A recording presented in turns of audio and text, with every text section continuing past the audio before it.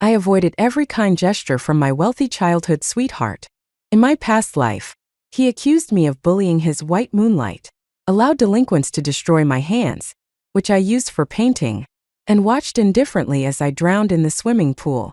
For 10 years. His expression was cold and detached. This is what you owed her. Yet in this life, he appeared at my doorstep on a stormy night, drenched to the bone, his voice trembling with grievance. Emily, did you forget you used to draw a portrait for me every year on my birthday? The summer cicadas buzzed incessantly. After PE class, Sarah Jo fainted from low blood sugar. Matthew Pierce was the first to rush over and carry her to the school nurse. When my best friend Lily Harper told me, she was furious. The classroom fell silent in an instant. Everyone knew Matthew and I had been together since kindergarten. Our families matched perfectly in status and appearance. We were a pair destined by the heavens. Seeing my indifference, Lily nearly exploded. Matthew despises transfer students from poor families. Doesn't he? Why would he carry her himself? I quietly looked down at my intact hands. Yes, I had once thought so too. Until I died and realized we were living in a world crafted from the pages of a cliché romance novel. The heroine was none other than the poor girl, Sarah Jo. Her Prince Charming was my cold and aloof childhood sweetheart, Matthew. For her, he completely destroyed my dream of becoming an artist. Watched me drown without a shred of guilt. Also, their love could be cemented. My death became the catalyst for their emotional bond. The proud heroine finally broke down in tears, apologizing. It's all because I love you too much. Moved by her vulnerability, he helped her out of the shadows, and they lived happily ever after. Back in the classroom, Matthew reached out to me with a carton of orange juice. Emily, your favorite 100% orange juice. I bought it from the convenience store. Clenching my fists, I looked past him at Sarah Jo. She wore a second-hand school uniform and old sneakers, her high ponytail neatly tied. But in her hands was a box of handmade chocolates my mother had brought back from Europe. In my past life, I had been upset seeing those chocolates in Sarah's hands. Matthew hated sweets but specifically asked me for that box of chocolates. I thought he meant to give them to his snack-loving cousin. I never expected him to gift them to Sarah. Lily had stood up for me then, asking Matthew if he even knew the price of those chocolates. When she heard it was $100 a box, Sarah's eyes brimmed with tears as she self-righteously scolded me. Do you know how many kids in the mountains can't afford to go to school? You'd rather waste money overseas than donate to those in need? I'm so disappointed in you. I had laughed bitterly and retorted. If you're so noble, why did you eat more than half the box of chocolates you despised? She had run to the trash can, attempting to vomit them out, but Matthew grabbed her arm, his cold gaze sweeping across the room. That's enough. Sarah trembled like a frightened quail yet pretended to be brave and defiant. I was too foolish to realize that Matthew's words, cold and cutting, had been directed squarely at me. I truly was a naive and clumsy idiot. No thanks. I coldly rejected him. Matthew sighed, stepping closer to ruffle my hair. Are you mad because I took the poor transfer student to the nurse's office? I just thought she looked pitiful. Sarah's already pale face turned ashen. Her grip on the chocolates tightened as if she might crush them. Lily, unable to hold back, exclaimed, Emily, how did your mom's imported chocolates end up with her? Sarah froze for a moment, her expression defiant as before. Do you know what $100 means to kids in the mountains? How many of them can't go to school because of it? You'd rather waste it on a box of sweets than help others. Do you even have a heart? This time, Lily hadn't mentioned the price. But Sarah's identical words proved she had privately inquired about the chocolates' cost beforehand. Her usual pretense of cool indifference was merely a tactic to gain Matthew's attention. I remained expressionless, watching as Sarah stepped aside to drag the chubby boy, Daniel Lee, to the window. Take Daniel here. For example, do you know how hard he has to work to sit in the same classroom as you? I looked at Daniel, whose face flushed crimson. Daniel, how did you get into our school? His nervousness was palpable. Under my impatient gaze, he stammered. The Miller family's scholarship helped me pay the tuition. The Miller family. That was my family. In my past life, I had avoided mentioning my family's donations, fearing it would hurt the pride of students like Daniel. But he had fallen in love with Sarah, worked tirelessly to impress her, and even conspired with her to destroy my hands when she set her sights on Matthew. Smirking bitterly, I asked, "Daniel, my family pays for your tuition and living expenses and even found treatment for your mother. Do you think I'm qualified to eat high-end chocolates?" Daniel said nothing, but Sarah's eyes filled with tears, her face a mask of grievance. "Emily, if you're angry, take it out on me. Why bully a classmate instead?" I retorted coldly, "Daniel, stop pretending. If you're so virtuous, stop taking handouts from my family." Ignoring their excuses, I stormed out of the classroom.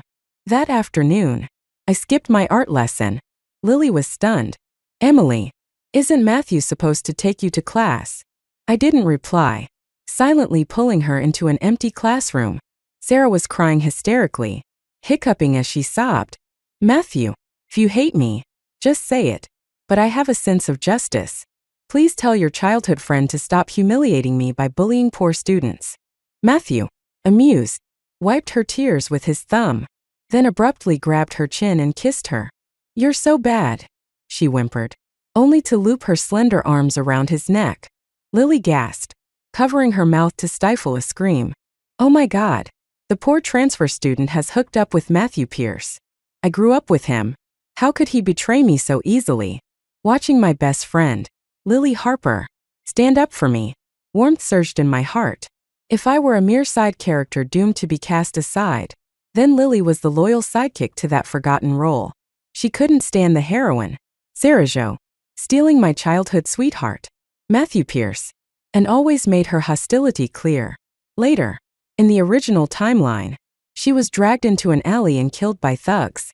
As we left the classroom, I turned to Lily, my tone serious. "Lily, I'm someone who can't stand dirt. Once something's tainted, I won't take it back. Stop going after them. It's not worth it and won't do you any good." Her expression turned confused. "Just let it go?" Of course not. Since I had been given a second chance, I was determined to change the fate of everyone in the story. The next morning, I didn't wait for Matthew to pick me up for school. When I arrived in the classroom, he was already there, placing a bottle of exclusive brand milk from his family's company on my desk. "Emily, why didn't you wait for me this morning?" Ignoring him, I stood and prepared to leave, but he grabbed my wrist before I could. My gaze drifted toward Sarah Jo, who was casually drinking milk with a deliberately visible label that matched the bottle Matthew had just given me. Matthew frowned and explained in a hoarse voice, "I was worried she'd faint again from low blood sugar." "Don't misunderstand." I tried to pull away, but his grip was firm, unyielding. "Let go," I said sharply. His expression turned slightly stunned. He'd never heard me use such a stern tone before. "It's just milk. I won't bring it again," he muttered, sighing as if convinced I was throwing another tantrum over nothing. Sarah sidled over, her tone deliberately sweet and apologetic. "Matthew, is Emily upset because you gave me milk? I can apologize if it's my fault." Matthew's face darkened instantly. "Stay out of this," he snapped. However, as Sarah bit her lip and lowered her head in mock grievance, a fleeting trace of pity crossed his eyes. It was only then I realized how much I'd ignored before. During lunch, I escaped to the art studio on the rooftop. This private space had been built with funds donated by my family and set aside specifically for me. No one else was allowed inside. Yet, in the past timeline, Matthew had let Sarah vandalize my paints and tear my canvases to shreds, even holding her in a passionate embrace in front of me. That memory burned like a brand. I pulled out a stack of preserved sketches, practice pieces I had drawn of Matthew over the years. I remembered him grasping my hand as I painted, his voice playful yet demanding. "Emily, you have to draw a portrait for me every year on my birthday." I'd agreed. From kindergarten stick figures to teenage sketches, I'd poured my heart into every single one. The better I got at capturing his likeness, the further he drifted from me. Now, one by one, I ripped them to pieces, watching his carefully drawn features shred and scatter. A fire burned in my chest as I destroyed the remnants of a past I no longer wanted. Suddenly, I heard a gasp from outside the door. Turning, I saw Sarah Jo lurking there, her eyes sparkling with smug satisfaction as she watched me. I walked toward her step by step. In my last life, this was where she falsely accused me of pushing her down the stairs, which led to my fallout with Matthew. This time, I smiled coldly. You don't belong here. Get lost. Sarah glanced down the staircase and leaned closer, smirking provocatively. What's the matter, Emily? Just because you're richer and more talented than me, does that give you the right to look down on others? Believe it or not, I can tear you and Matthew apart using the simplest methods. She reached out as if to grab me, likely planning to create an angle that made it look like I was pushing her down the stairs on the security cameras. Fine. That's what she wanted. I'd oblige. Without hesitation, I kicked her hard. She tumbled backward, her scream piercing through the campus as her body hit the steps with a sickening thud. Chaos erupted as Matthew rushed to the scene, finding Sarah sprawled at the bottom of the staircase. Blood poured from her forehead, and her leg twisted unnaturally. He scooped her up and ran to the nurse's office, panic etched across his face. When he returned to the classroom, his expression was icy. Emily, did you push Sarah down the stairs? The intensity of his gaze radiated fury, as though someone had hurt the most precious thing in his world. I kept my head down, calmly sketching on a piece of paper. He yanked me up by the collar. Emily, answer me. You think having money means you can bully others? The room went silent. My classmates stared in shock, disbelief plastered across their faces. I shoved him away with all my strength, my voice cold and steady. You think I did it? Do you have proof? That moment, Sarah limped into the classroom, supported by Daniel Lee. Her forehead was bandaged, and her leg in a splint. She leaned against Matthew dramatically, her voice weak yet pointed. Emily, I only came to advise you against tearing up Matthew's portraits because it felt unlucky. Why would you push me down the stairs? She glanced at me with teary eyes, pretending to be a victim. Didn't you say you treasured everything in the art studio? There must be security cameras nearby. In the past, she had used silent footage from the cameras to frame me. No matter what I said, Matthew had believed her. This time, he immediately ordered someone to check. But the response came back quickly. The cameras aren't working. Sarah glared at me with hatred, clutching her bloodied bandage. Emily, did you sabotage the cameras on purpose? I sneered. And what if I did? Let me give you some advice. Be prepared to take responsibility for your actions. If you want to frame me, make sure you have the weight to back it up. Matthew cut in, his voice harsh and final. Enough. I know Sarah would never hurt herself for no reason. His words stunned the entire room. Lily looked over at me, her face filled with concern. The old me would have been heartbroken. Now, I felt nothing but cold detachment. I felt sadness and heartbreak. But something had changed in me. I had awakened. I would no longer be a stepping stone for the male and female leads to strengthen their relationship.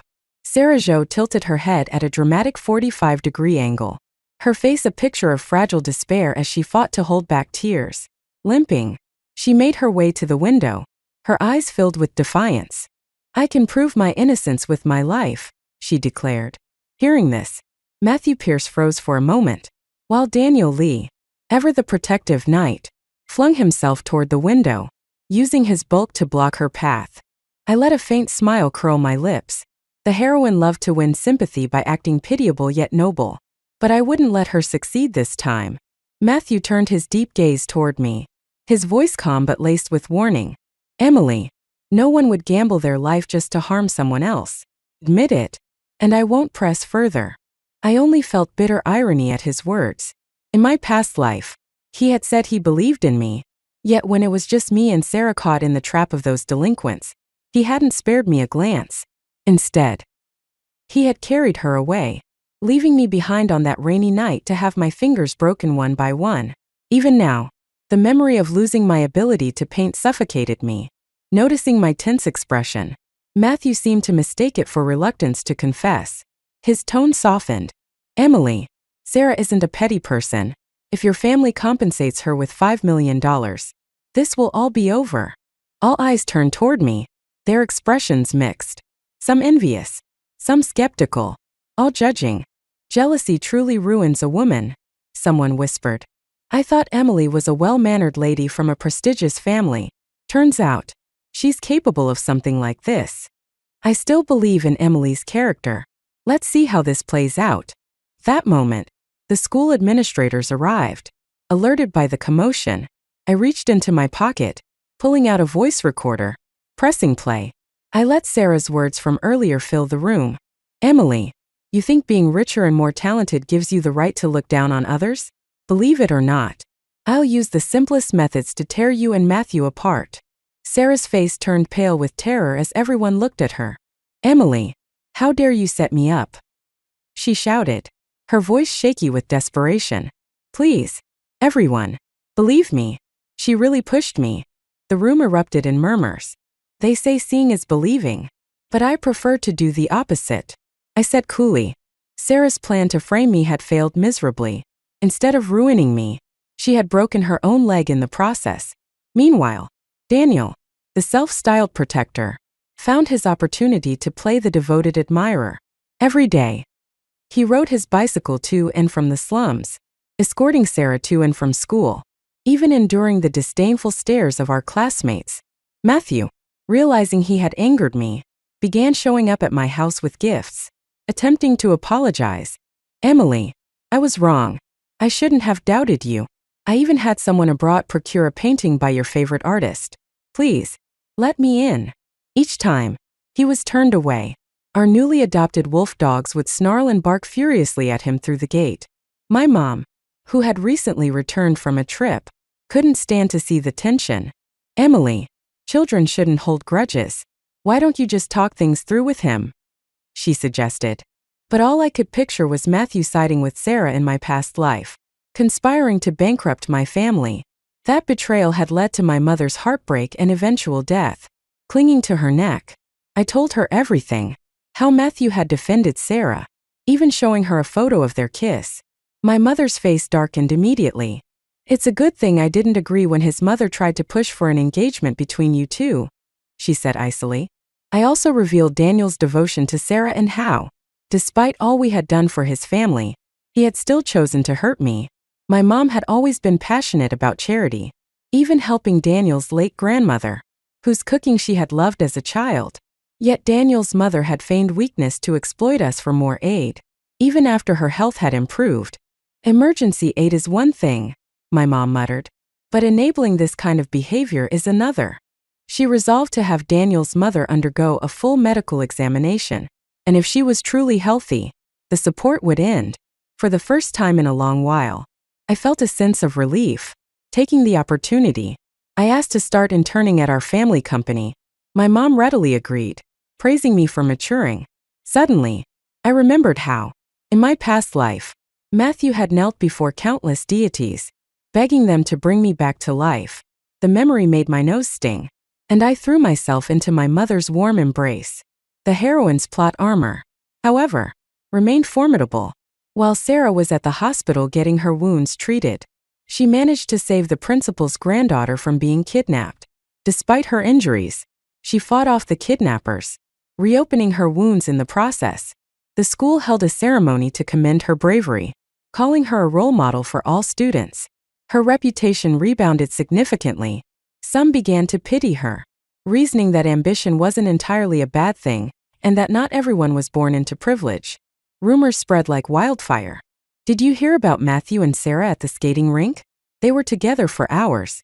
If it weren't for him, do you think she'd have the courage to provoke Emily? Ignoring the gossip, I poured all my focus into my upcoming art competition. One afternoon, Matthew showed up at my studio with an expensive set of paints. Leaning in close, he begged, Emily, my darling, please don't stay mad at me. It was rare for the proud young master of the Pierce family to lower himself like this.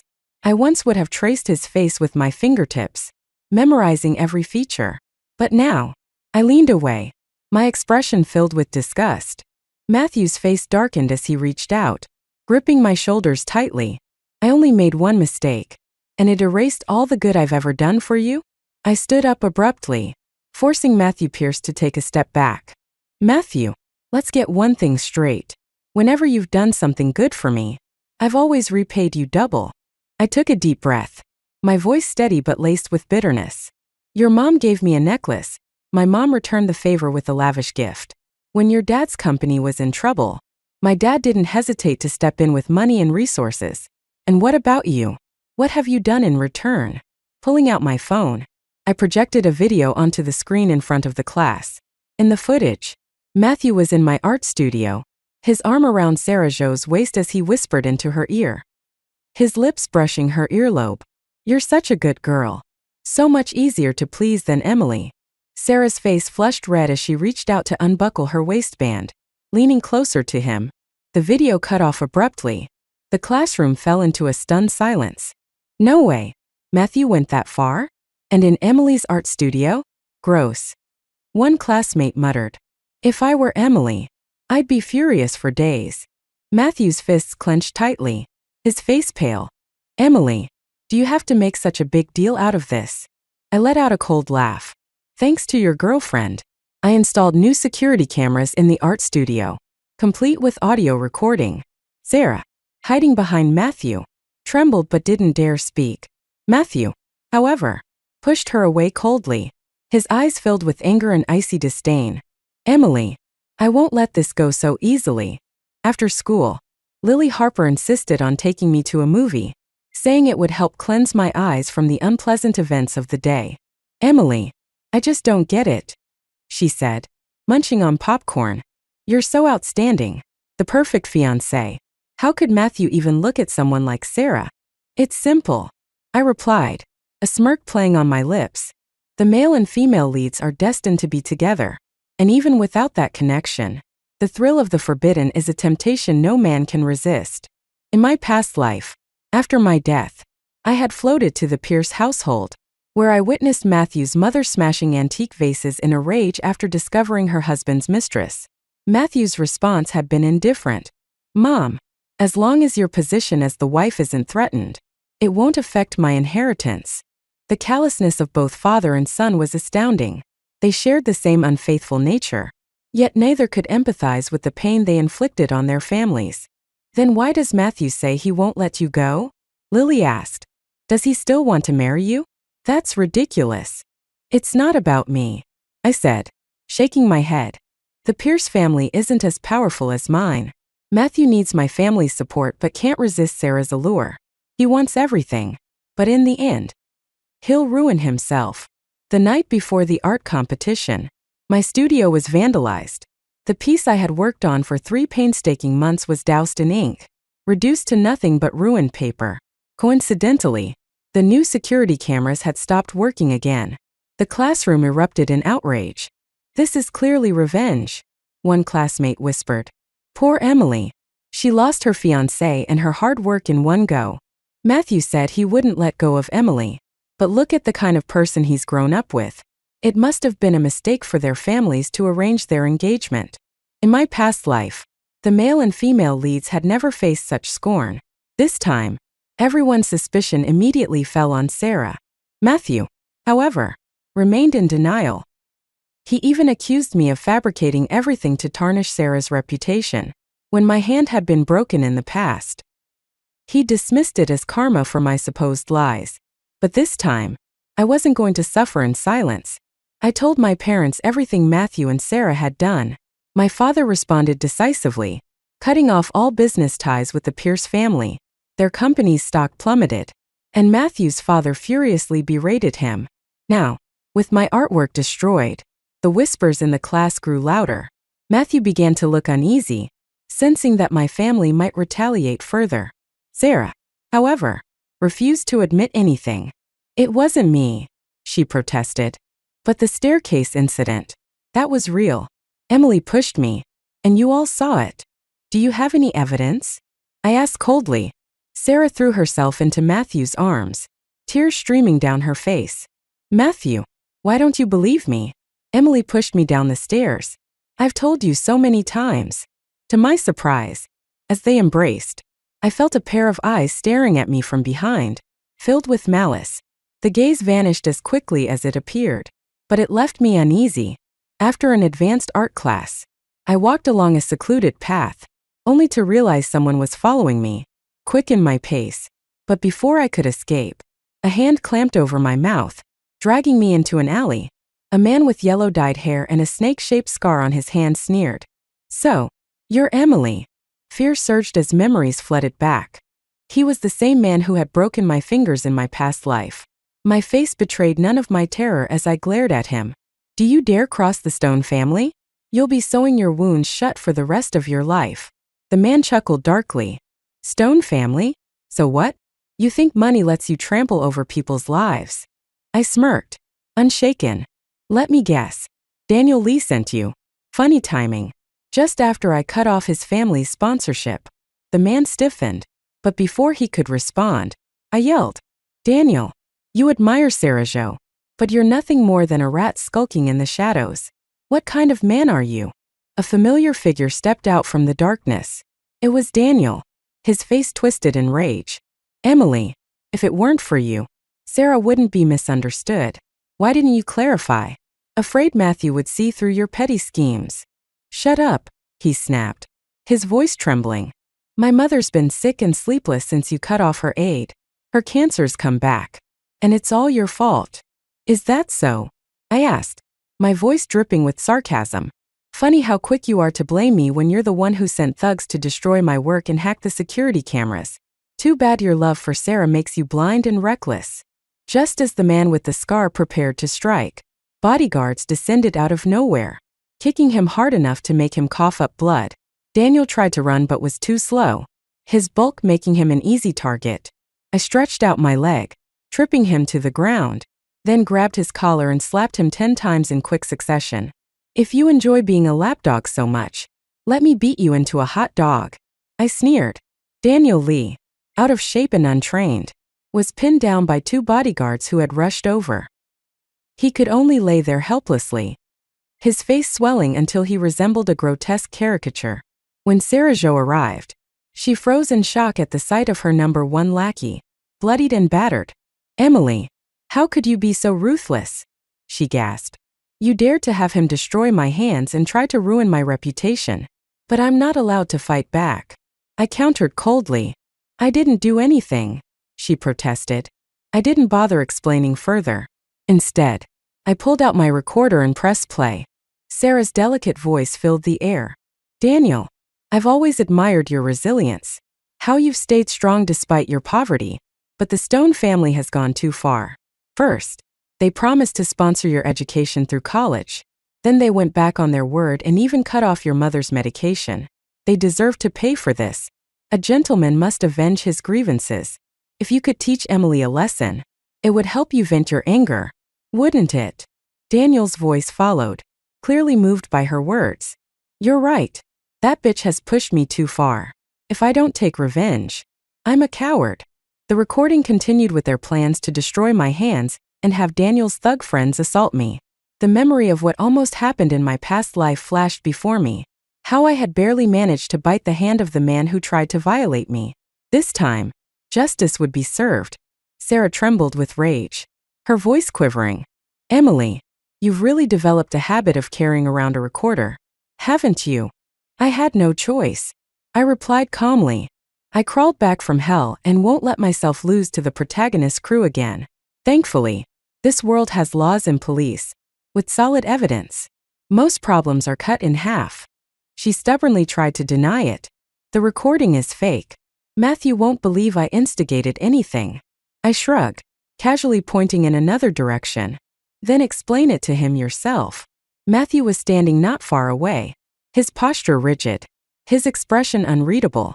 It was impossible to tell how much he had overheard, but it was clear he had been there for some time. Sarah let out a shriek and nearly fainted. Daniel and his accomplice, both of whom had recently turned 18, were sent to prison. However, Daniel refused to implicate Sarah, claiming he had acted alone out of a desire for revenge. Thanks to this, Sarah managed to escape punishment yet again. Under the principal's protection, she was allowed to remain at school. I sat at my desk, absent-mindedly doodling, reflecting on how strong the protagonist's halo truly was. Despite everything that had happened, she was like an unkillable cockroach. Still, not everything was a loss. At least Matthew had stopped tangling himself with her. He brought gifts and came to my house to propose again. His mother, Mrs. Pierce, wore a bright smile, her tone sweet as honey. Emily. Matthew was momentarily blinded by a vixen. But he's back on track now. Boys are naturally playful. But as long as his heart is with you, that's all that matters. My mother's face darkened with disapproval. She had always held high standards, expecting me to marry someone who could offer stability and respect, much like the relationship she had with my father. Mrs. Pierce. As women, we both know, when a cucumber rots, it can't be saved, she said icily. Mrs. Pierce's expression stiffened at the veiled insult. I've already reprimanded Matthew. He's promised me this will never happen again. Matthew knelt on one knee before me, his eyes filled with regret. Emily, it's all my fault. Please don't give up on me. I'll spend my whole life making it up to you. Please, just draw me a portrait for my birthday again, like you used to. I even salvaged the sketches you tore up. When I saw them, my heart ached so much. I realized what I had missed. I let out a cold laugh. Matthew, Mrs. Pierce, if your family wasn't facing another business crisis, would you have lowered yourselves to come here and beg for an alliance? Mrs. Pierce's face turned ashen, and Matthew's smile faded, replaced by a chilling gaze. Emily, no matter what I do, will you never forgive me? What a ridiculous question. I scoffed. Who would continue loving someone who's hurt them so deeply? If you had lived a life like mine, filled with betrayal and humiliation, you'd be 100 times more ruthless than me. After sending the Pierce family away, my mother hugged me tightly, a rare smile on her face. Emily, I'd rather you stay happy at home forever, living as a spoiled princess, than marry a scumbag like him, she said softly, her eyes filled with maternal love. Just as I was about to tease her, my mother suddenly clutched her chest, her eyes rolling back as she collapsed. Panic overtook me as I frantically dialed 911. Hours later, as I emerged from the ICU, the doctor told me my mother had slipped into a coma. They couldn't find any medical cause. Trembling with fear, I remembered a dream I had had before. After my death in the previous life, my mother had knelt before countless deities, praying desperately for my return. She had bowed 3,000 times, her forehead bleeding as she begged for a string of prayer beads, willing to exchange her own life for mine. The memory left me sobbing uncontrollably. Love and suffering intertwined, just like the rain that now drenched the earth. Love was fleeting, rain inevitable, but sweetness lingered as long as you remembered your way home. Ignoring the downpour, I ran to the most sacred temple in the city, praying fervently for my mother's recovery. Rain and tears soaked me completely as I knelt for what felt like an eternity. Finally, an elderly monk with a long white beard emerged, his voice calm yet solemn.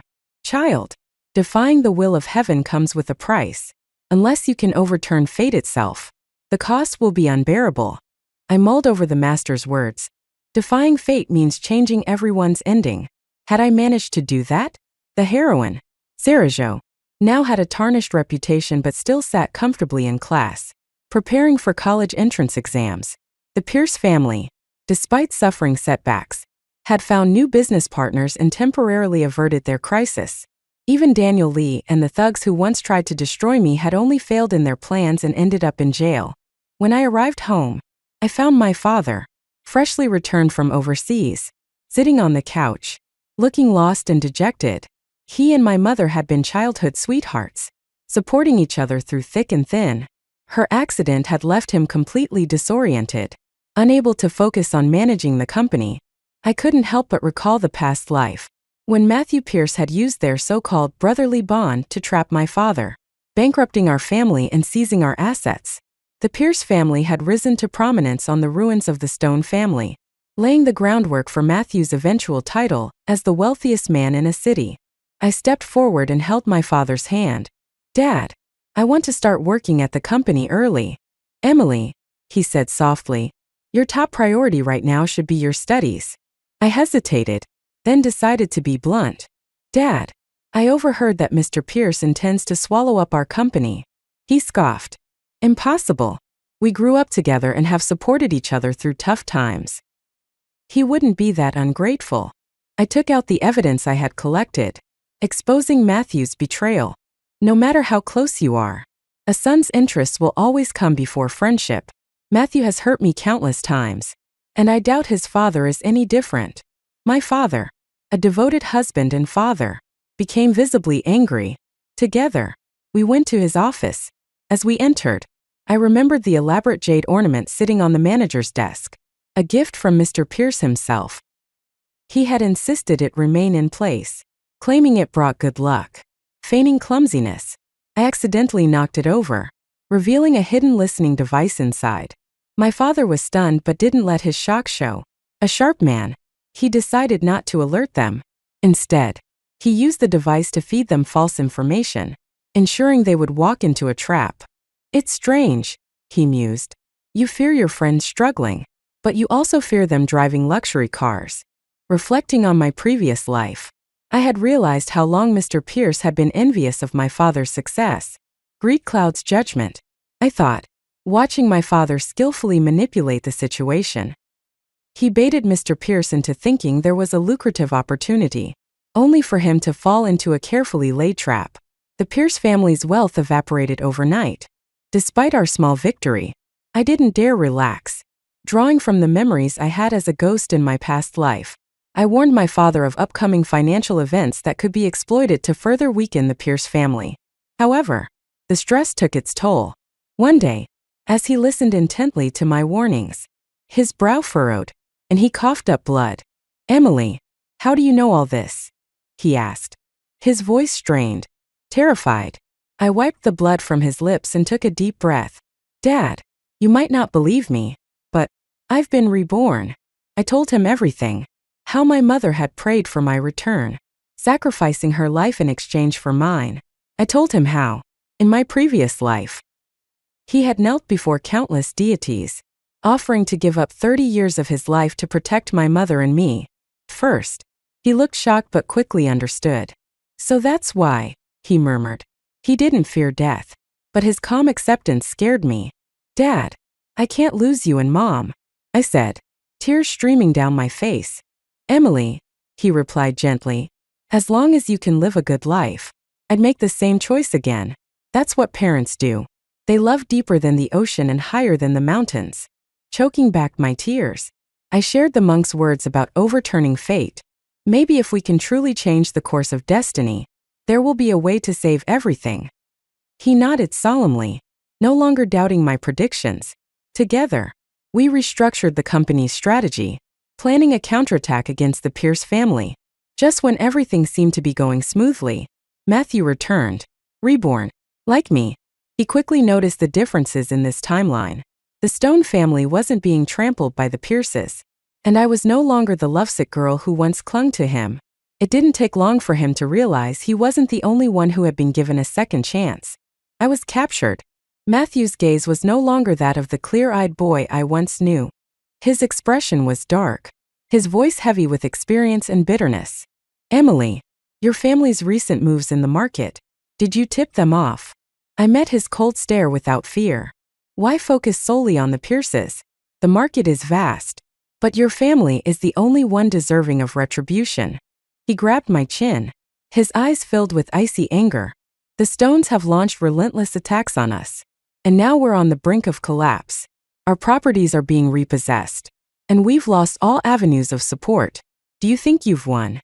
Emily, pressing a blade to my throat, he hissed. If I kill you, everything will go back to the way it was. I laughed bitterly. The way it was? Like when you ignored me as my hands were destroyed, or when you watched me drown without lifting a finger. For a fleeting moment, guilt flashed across his face, but it vanished as quickly as it came. You bullied Sarah first. I was just standing up for her, he said defensively. Give it up. Matthew, I said, my voice steady. I spent 7 years as a ghost by your side. I watched you marry Sarah, have children with her, and keep mistresses on the side. I saw her turn into a hysterical shell of herself, while you only cared about yourself. The prince and princess living happily ever after? That's only the middle of the story, because hearts change. Marriage, to someone like you, is nothing but a grave for love. He let out a bitter laugh. So what? Sarah lives off me. A woman's job is to be obedient. Then tell me, Matthew, I asked coolly, Was the reason you treated me well in the beginning because the Pierce family needed the Stone family's support? He paused for a moment. I once had real feelings for you, Matthew admitted. A little, but not much. When my own interests were at stake, I had no problem abandoning you. His gaze carried a fleeting pity as he continued. It's useless to say anything now. I'm the one destined to be the male lead. As long as things return to their rightful course, the Pierce family will rise again. I smiled faintly. What do you think? Do you really believe I'd let myself be captured and brought to your secret hideout so easily? This so-called hideout was in the woods, where Matthew and I used to play as kids. It was a small cave, a place we'd once cherished. He narrowed his eyes in suspicion, his gaze flitting to his phone. The moment he read something on the screen, his expression shifted to terror. A massive earthquake was about to strike the city, a disaster of unprecedented magnitude. In my past life, it had occurred not long after my death. Matthew, seeking solace, had taken Sarah Jo abroad, their protagonist Halo conveniently sparing them from the tragedy. But this time, fate wouldn't be so kind. Before Matthew could react, my bodyguards appeared, shoving him into the cave. Right on time, the earthquake struck. I had warned my father in advance, and using research from the Stone family's tech division, he had provided evidence to local authorities to issue early warnings to the public. Lives were saved, but for those who couldn't avoid it, the quake brought devastation.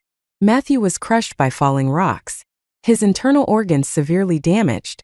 He was rushed to the hospital, clinging to life. Meanwhile, Sarah Jo, having just completed her college entrance exams, was struck by a newly installed chandelier in her home. The massive blood loss led to her death. At the hospital, I anxiously awaited news about my mother. The doctor emerged with a smile. Her condition has improved significantly. She'll wake up soon. Relieved, I visited Matthew in his hospital room. He was wrapped in bandages, looking like a frail mummy. Emily, he rasped weakly. We grew up together. Do you really have to drive me to this point? If fate allows only one protagonist, I hope it's me. I replied calmly. Because my life was given back to me by my parents' sacrifices, I won't let anyone destroy it. Matthew's parents appeared, their faces pale. Their family's bankruptcy left them overwhelmed by medical expenses. Faced with the choice of treating their son or preserving what little they had left, they chose to forego his treatment. As the heart monitor flatlined, Matthew's mother let out a piercing wail. Collapsing onto his body, seeing her husband's detached expression, she flew into a rage, clawing at him. You think you can just live peacefully with the child you had with your mistress? Let me tell you, without my son, I'll burn everything to the ground. Mad with grief, she set fire to the mistress's home, killing both the mistress and her child. Before being sentenced to prison, with the loss of everything, Matthew's father descended into madness. The once proud Pierce family utterly destroyed. That night, I heard an electronic voice resonate around me. Supporting character successfully defied fate. From this moment forward, all the success, wealth, and status once belonging to the original protagonists will be doubled and bestowed upon you. As compensation, your parents' lives have been extended by 50 years. The voice faded as suddenly as it came. I rushed to take my parents to the hospital for a thorough checkup. The results were perfect. Both were in excellent health. My mother scolded me lightly. Emily, you've brought me to the hospital 10 times this month. Can we stop? I'm practically drowning in the smell of disinfectant. My father, understanding the truth, chuckled brightly. It's just her way of showing she cares. Dear. That day, I received a notification. My entry in the art competition had won first prize. The piece Daniel had destroyed had only been a replica. The real one had long since been submitted. Daniel and his accomplice, badly injured in the earthquake, now faced a life of suffering. Missing limbs and shattered dreams would ensure they never recovered. But I had no energy to spare for such irrelevant people. Instead, I spent my time with my parents, appreciating the painting together. The piece depicted a newborn gazing lovingly at their parents, radiating pure love and attachment. Emily, this is incredible. My father said. Our daughter is the best in the world. Listening to their praises, a warm smile spread across my face. Whether or not I ever made them proud, I knew they would always see me as their greatest treasure. Love is mutual. They had given me unyielding strength, and I would gladly be their shield for the rest of my life. The winter sun bathed us in its gentle warmth. As we leaned on one another, moving past the harshest of winters, I knew we would never look back.